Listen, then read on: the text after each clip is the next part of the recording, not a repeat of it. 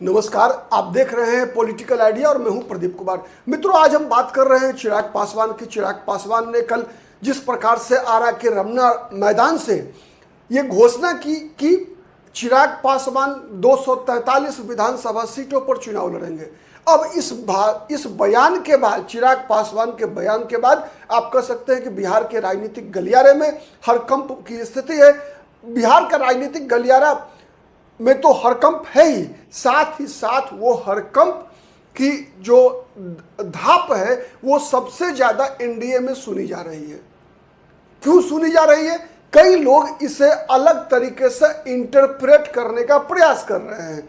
कई लोग इसके अंदर चिराग पासवान की बगावत को ढूंढ रहे हैं कि चिराग पासवान एनडीए में बगावत करने वाले हैं। अकेले लोक जनशक्ति पार्टी रामविलास 243 विधानसभा सीटों पर लड़ने वाली है, ऐसा नहीं है। आप सबसे पहले समझने का प्रयास कीजिए चिराग पासवान की इधर 4-5 महीने की गतिविधियों को, तो आपको चिराग पासवान के 243 विधानसभा सीटों पर चुनाव लड़ने का मतलब समझ में आएगा। हाँ ठीक है, कोई बहुत सारे चैनल्स ऐसे हैं जो टीआरपी के लिए अलग अलग रूप में उसको इस्तेमाल करके अपना व्यूज बढ़ाने के लिए अगर ये काम करते हैं तो बात अलग है।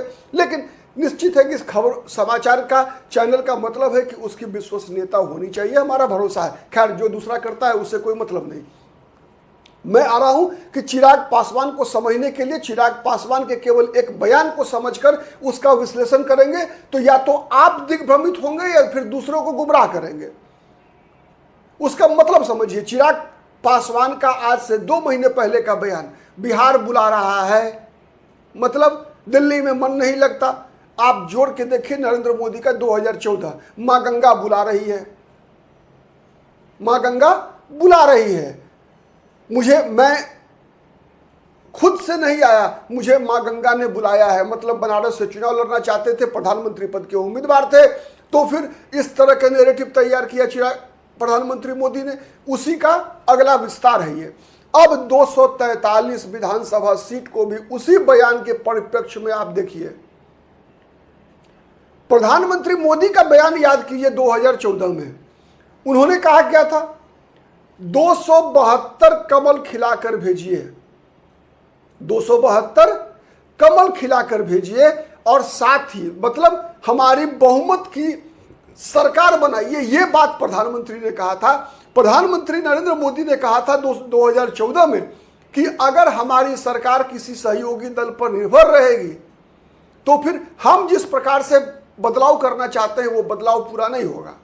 इसीलिए लगातार नरेंद्र मोदी 2014 के लोकसभा चुनाव के दौरान, प्रचार के दौरान हर जगह इस बात की चर्चा करते रहे कि 272 कमल खिलाकर भेजो। दूसरा क्या था?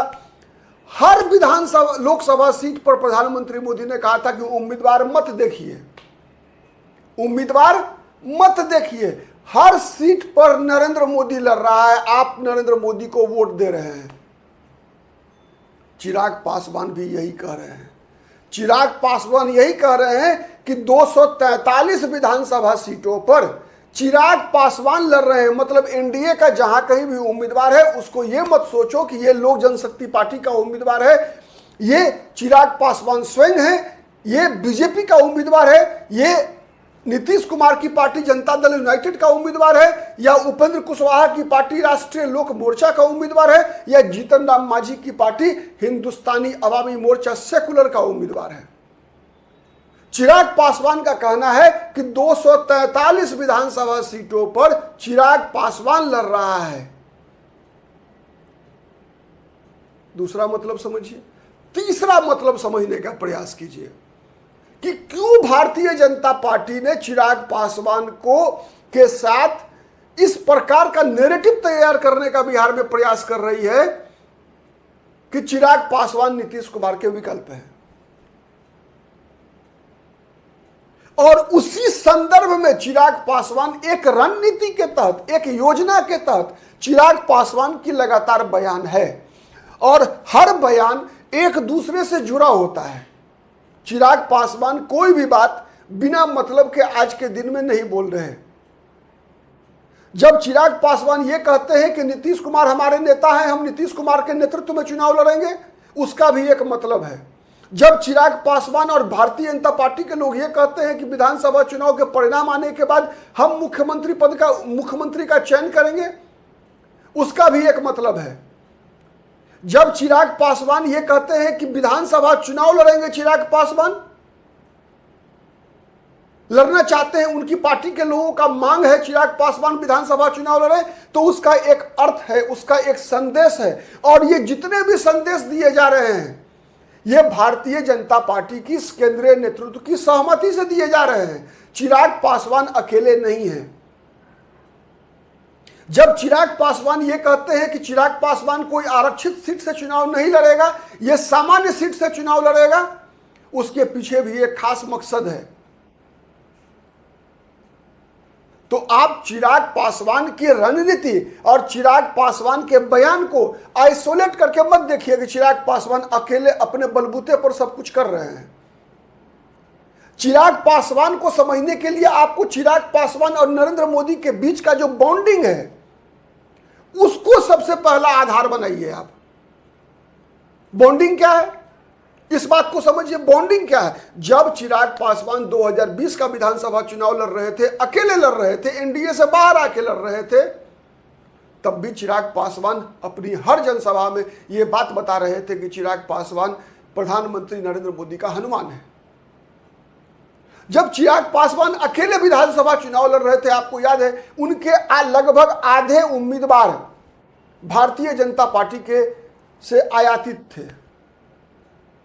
मतलब भारतीय जनता पार्टी के अमित शाह, नित्यानंद राय की मिलीभगत से, की बातचीत से, कोऑर्डिनेशन से उम्मीदवार ऐसे तय हो रहे थे जिससे कि जहां पर लोक जनशक्ति पार्टी लड़ रही है, वहां पर जो मकसद है, कहीं पर मकसद राजद को हराना, कहीं मकसद जदयू को हराना, कहीं मकसद था कि बीजेपी को जीतने में मदद करना।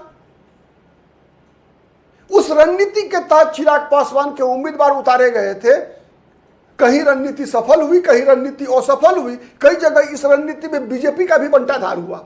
बीजेपी भी, मैं 5 सीटें बता सकता हूं जहां जिन सीटों पे लोक जनशक्ति चिराग पासवान ने उम्मीदवार ये सोच के दिया था कि उन उम्मीदवारों से बीजेपी का फायदा होगा, लेकिन वो उम्मीदवार 5 ऐसे निकले जिसके कारण बीजेपी के उम्मीदवार हार गए चुनाव। उदाहरण के लिए मैं बता रहा हूं भागलपुर का विधानसभा सीट, ऐसे 5 हैं। तो कई बार होता है जब हम रणनीति 243 विधानसभा सीटों के लिए बनाते हैं तो हर जगह रणनीति सफल होगी कोई आवश्यक नहीं है। 150 सीट पे रणनीति सफल हुई, 100 सीट पे रणनीति फेल कर गई, इसका मतलब हम जीते नहीं। आप सफाया थोड़े कर दीजिएगा, आप सबसे बड़े, आप कोई दैवीय शक्ति थोड़े है आपके पास। आपने अपनी बुद्धि से अपना इस्तेमाल किया, आपने मिली भगत से आपने सेटिंग किया, सेटिंग 60% सफल है, इसका मतलब 60 आपको सफलता मिली। खैर, तो ये जितने भी रणनीति है, ये सब के सब भारतीय जनता पार्टी और चिराग पासवान की आपसी सहमति से बन रहा है। इसीलिए इसमें यह ढूंढने का प्रयास करना कि चिराग पासवान बीजेपी से अलग जाएंगे, संभव नहीं है। उसका एक और उदाहरण मैं बता रहा हूं। पिछले वर्ष आपको याद होगा, पिछले लोकसभा कार्यकाल के दौरान चिराग पासवान की पार्टी टूट गई, 6 में से 5 सांसद चले गए, चाचा ले गए, परिवार भी तोड़ दिया। विपक्ष या और दलों ने आरोप किस पर लगाया कि बीजेपी ने पार्टी तोड़ी, बीजेपी ने परिवार तोड़ा, बीजेपी ने पशुपति पारस को मिनिस्टर बनाया। सच्चाई ये नहीं था। सच्चाई था कि ये सब काम नीतीश कुमार कर रहे थे। नीतीश कुमार चिराग पासवान से बदला ले रहे थे। नीतीश कुमार चिराग पासवान से बदला ले रहे थे। उस हार का जिस कारण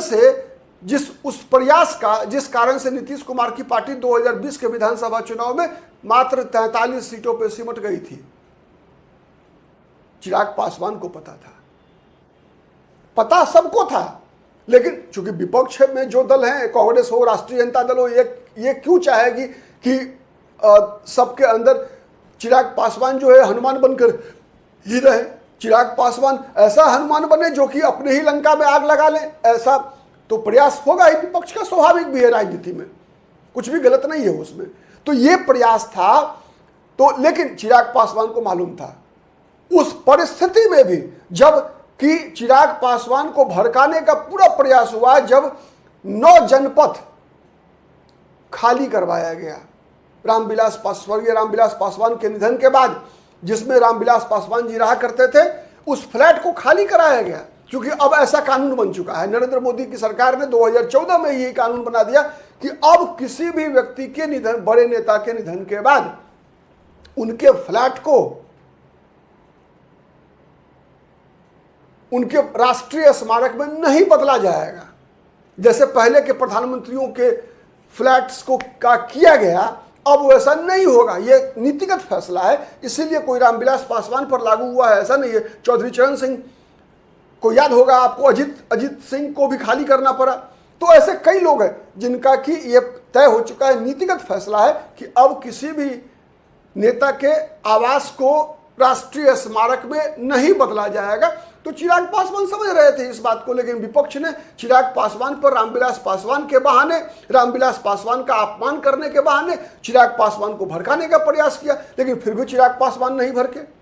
उनको अपने, अगर वो हनुमान कहते हैं तो अपने राम में भरोसा था, और उस भरोसा का प्रकटीकरण आप याद कीजिए, लोकसभा चुनाव 2024 से पहले जिस दौरान चाचा जी भी उनके एनडीए में हुआ करते थे, केंद्र सरकार में मंत्री थे, तब भी एक कार्यक्रम के दौरान किस प्रकार से चिराग पासवान को प्रधानमंत्री ने गले लगाया था। चुनाव प्रचार के दौरान हाजीपुर लोकसभा सीट पर प्रधानमंत्री ने खुलेआम कहा कि मेरा बेटा है, इसको जिता कर भेजो, इसको मुझे आगे लेकर जाना है। तो ये सब चीजें स्पष्ट रूप से दिखाती है कि चिराग पासवान का मकसद 243 सीटों पर लड़ने का सीधा है कि चिराग पासवान एनडीए के भविष्य हैं। उसी प्रकार जिस प्रकार से 2014 में नरेंद्र मोदी भाजपा के भविष्य थे, और क्यों, जिस कारण से नरेंद्र मोदी कह रहे थे कि आप